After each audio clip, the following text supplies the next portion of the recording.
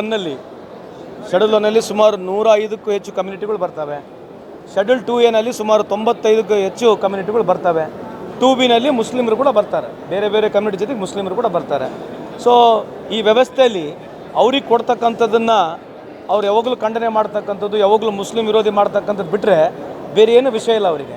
So ಇಷ್ಟೆಲ್ಲ ಜನರಿಗೆ ನಾವು ಕೊಡ್ತಿದ್ದ ಸಂದರ್ಭದಲ್ಲಿ they are also integral part of this country. ಈಗ ಉದಾಹರಣೆಗೆ ಸುಮ್ಮನೆ ಹೇಳ್ತಕ್ಕಂಥದ್ದು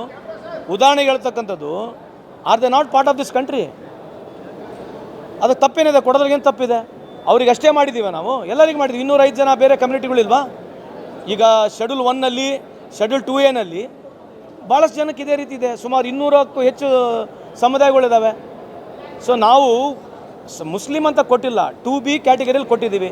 2B ಕ್ಯಾಟಗರಿಯಲ್ಲಿ ಯಾರ್ಯಾರು ಬರ್ತಾರೆ ಎಲ್ಲರಿಗೂ ಅನುಕೂಲ ಆಗುತ್ತೆ. ಅದರ ಮುಸ್ಲಿಮರು ಒಬ್ಬರಿದ್ದಾರೆ.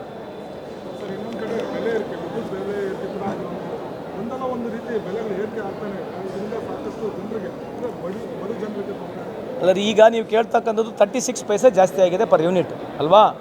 ಇದು ಯಾರ್ಯಾರು ನಮ್ಮ ಶಕ್ತಿ ಸ್ಕೀಮ್ನಲ್ಲಿದ್ದಾರೆ, ಯಾವುದು ಗೃಹಲಕ್ಷ್ಮಿ ಸ್ಕೀಮಲ್ಲ, ಯಾವುದು ನಮ್ಮ ಗೃಹಜ್ಯೋತಿ ಸ್ಕೀಮಲ್ಲಿ ಯಾರಿದ್ದಾರೆ, ಗೃಹಜ್ಯೋತಿ ಸ್ಕೀಮ್ನಾಗಿರೋರು ಇವರಿಗೆ ಅನುಕೂಲ, ಇದು ಅನ್ವಯ ಆಗೋದಿಲ್ಲ ಅಲ್ವಾ? If you are using less than 200 units ನಿಮಗೆ ಇದು ಬರೋದೇ ಇಲ್ಲಲ್ಲ. ಲಾಗು ಆಗ್ತಕ್ಕಂಥದ್ದು ಭಾಳ ಕಮ್ಮಿ ಜನಕ್ಕೆ. ನೀವು ಹೆಂಗೆ what I want to argue is 36 paise per unit charge ಆಗ್ತಕ್ಕಂಥದ್ದು ಕೇವಲ ಇಷ್ಟು ಜನಕ್ಕೆ ಮಾತ್ರ ಇರ್ತಕ್ಕಂಥ. 100 ಜನ ಇದ್ದರೆ ಕರ್ನಾಟಕ ರಾಜ್ಯದಲ್ಲಿ ಕೇವಲ 10% ಜನಕ್ಕೆ ಮಾತ್ರ 36 ಪೈಸೆ ಪರ್ ಯೂನಿಟ್ ಆಗುತ್ತೆ. ಇನ್ನೂ 90% ಜನಕ್ಕೆ ಫ್ರೀ ಇದೆ ರಾಜ್ಯದಲ್ಲಿ. ಮತ್ತು ಎಲ್ಲರ ಹಂಗೆ ತಾನೇ ಇರೋದು. ಸರ್ಕಾರಗಳು ಇದೇ ಇದು ನಮ್ಮ ದೇಶ ಅಷ್ಟೇ ಅಲ್ಲ, ನಮ್ಮ ರಾಜ್ಯ ಅಷ್ಟೇ ಅಲ್ಲ, ಇಡೀ ಪ್ರಪಂಚದಲ್ಲಿ ಹಂಗೆ ಇರೋದು. ಎಲ್ಲೋ ಒಂದು ಜಾಗದಲ್ಲಿ ಟ್ಯಾಕ್ಸ್ ಮಾಡಬೇಕು, ಎಲ್ಲೋ ಒಂದು ಜಾಗದಲ್ಲಿ ಕೊಡಬೇಕು. ಈ ದೇಶದಲ್ಲಿ ಇದು ಒಂದೇ ದೇಶ ಇರತಕ್ಕಂಥದ್ದು. ಬಡವರು 64% ಈ ದೇಶದ ಬಡವರು ವಿಶೇಷವಾಗಿ GST ತುಂಬ್ತಾರೆ. ಅವ್ರಿಗೆ ನೀವೇನು ಕೊಟ್ಟಿರಿ? 64% ಈ ದೇಶದ ಬಡವರು GST ತುಂಬ್ತಾರೆ, ವ್ಯವಹಾರ ಮಾಡೋದಿಲ್ಲ. ಅವ್ರು ಯಾರು ವ್ಯವಹಾರ ಮಾಡೋದಿಲ್ಲ. ಆ ಬಿಸ್ಕೆಟ್ ತೊಗೊಂಡ್ರೆ ಅವ್ನು GST ಕೊಡಬೇಕು.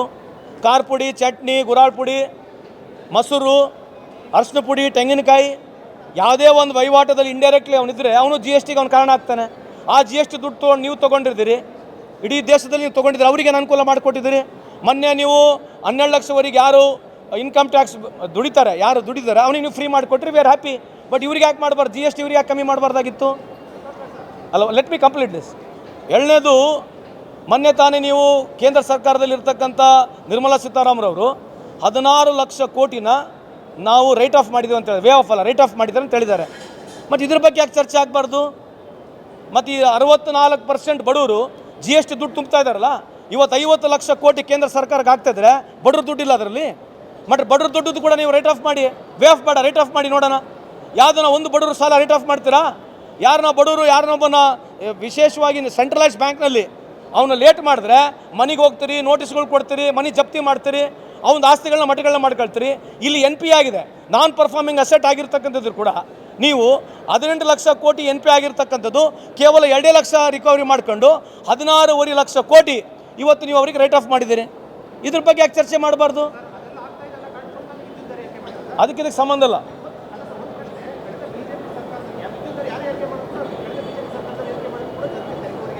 ಹೌದು,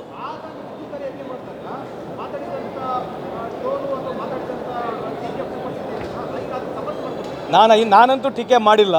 KRC ನಾಮ್ಸ್ ಪ್ರಕಾರ ಎಲ್ಲ ಸರ್ಕಾರಗಳು ಬಂದಾಗ there is a body to it. ಅವ್ರು ಏನು ಕೊಡ್ತಾರೆ ಅದನ್ನು ಮಾಡ್ತಕ್ಕಂಥದ್ದು ಎಲ್ಲ ಸರ್ಕಾರಗಳು ಮಾಡಿದ್ದಾವೆ. ಹಾಗೆ ಆಗುತ್ತೆ ಅಲ್ಲದೆ ತೆರಿಗೆ ಹಾಗೆ ಆಗುತ್ತೆ. ಆದರೆ ಕೇವಲ 10% ಜನಕ್ಕೆ ಮಾತ್ರ ಆಗುತ್ತೆ. If you are already there in the 200 units ಒಳಗೆ ನೀವು ಬರ್ತಿದ್ರೆ ನಿಮಗೆ ಫ್ರೀ ಇದೆ.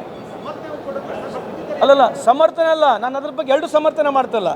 ಬೆಲೆ ಏರಿಕೆ ಆಗಿರ್ತಕ್ಕಂಥ ನಿಜ ಇದೆ, ಸಮರ್ಥನೆ ಎಲ್ಲಿ ಮಾಡಿದ್ದೀನಿ? ಅಲ್ರಿ, ಎಲ್ಲ ಸರ್ಕಾರಗಳು ಅಪೋಸಿಷನ್ಗೆ ಮಾಡೇ ಮಾಡ್ತಾರೆ, ಇಲ್ಲ ಅಂತ ಹೇಳಲ್ಲ. But personally if you ask me, ನನಗೆ ಗೊತ್ತಿಲ್ಲ, ನನಗೆ ಮಾಹಿತಿ ಇಲ್ಲ ಅದ್ರ ಬಗ್ಗೆ. ಇಫ್ ದೇ ಯಾರ್ಯಾರು ಮಾತನಾಡಿದ್ರೆ ಆ ಸಂದರ್ಭ ನೀವು ಅವ್ರನ್ನ ಕೇಳಿ. Thank you. ಹೆಚ್ಚಿನ ವಿಡಿಯೋಗಳಿಗೆ ಪ್ರತಿಧ್ವನಿ ಯೂಟ್ಯೂಬ್ ಚಾನೆಲ್ ಸಬ್ಸ್ಕ್ರೈಬ್ ಮಾಡಿ, ಬೆಲ್ ಐಕಾನ್ ಕ್ಲಿಕ್ ಮಾಡಿ.